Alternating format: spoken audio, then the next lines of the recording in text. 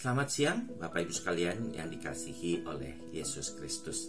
Renungan siang kita pada saat ini mengambil tema kebahagiaan sejati, bacaan dari Kisah Para Rasul 20 ayat 35c yang bunyinya seperti demikian.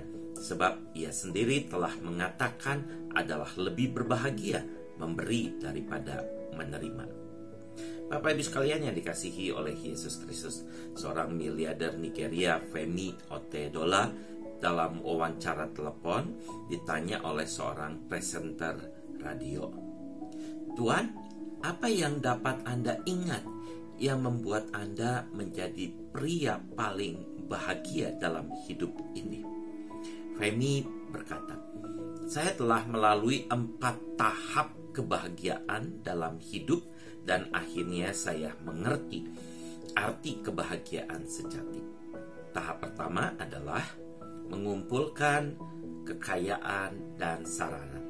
Tetapi pada tahap ini saya tidak mendapatkan kebahagiaan yang saya inginkan. Kemudian datanglah tahap kedua, yaitu pengumpulan barang-barang berharga. Tetapi saya menyadari bahwa efek dari hal ini juga bersifat sementara dan kilau dari hal-hal yang berharga tidak bertahan lama.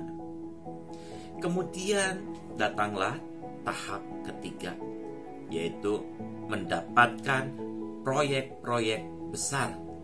Saat itulah saya memegang 95% pasokan solar di Nigeria dan Afrika. Saya juga pemilik kapal terbesar di Afrika dan Asia. Tetapi bahkan di sini saya tidak mendapatkan kebahagiaan yang saya bayangkan." Tahap keempat adalah saat teman saya meminta saya untuk membelikan kursi roda untuk beberapa anak cacat. Hanya sekitar 200 anak saja. Atas permintaan teman, saya langsung membelikan 200 kursi roda. Tetapi teman saya itu bersikeras agar saya pergi bersamanya dan menyerahkan kursi roda itu kepada anak-anak itu. Aku bersiap dan pergi bersamanya. Di sana saya memberikan kursi roda itu kepada anak-anak dengan tangan saya sendiri. Saya melihat pancaran kebahagiaan yang aneh di wajah anak-anak itu. Saya melihat mereka semua duduk di kursi roda, bergerak dan bersenang-senang, seolah-olah mereka telah tiba di tempat piknik yang sangat mereka sukai. Saya merasakan sukacita nyata di dalam diri saya. Ketika saya memutuskan untuk pergi, salah satu anak memegang kaki saya dengan erat.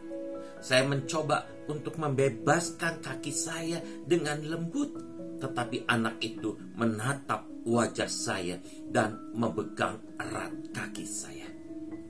Saya berbungkuk dan bertanya kepada anak itu, "Apakah Anda membutuhkan sesuatu yang lain?"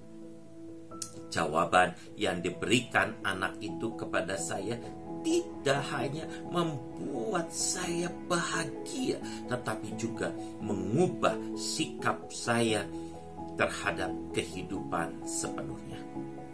Anak itu berkata, "Saya ingin mengingat wajah Bapa sehingga nanti kalau bertemu di sorga, saya akan dapat mengenali wajah Bapa dan berterima kasih sekali lagi."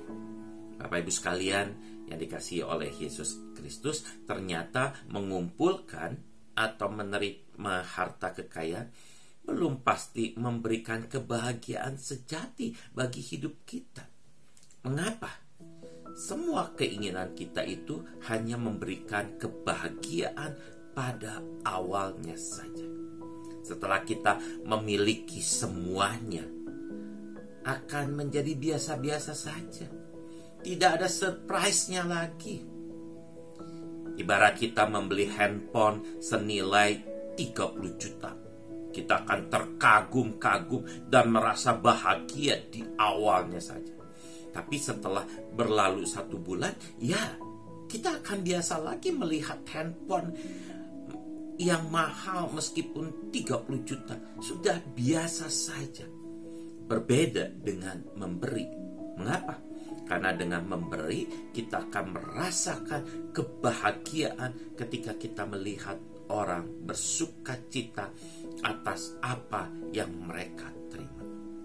Artinya ketika kita bisa berbuat sesuatu yang berarti bagi orang lain, itu adalah sebuah kebahagiaan yang melampaui kebahagiaan karena kita menerima atau mengumpulkan apa yang kita inginkan. Jadi pengajaran Tuhan Yesus tentang memberi itu memberi kebahagiaan sangat berbeda dengan prinsip dunia, yaitu menerima itu lebih berbahagia.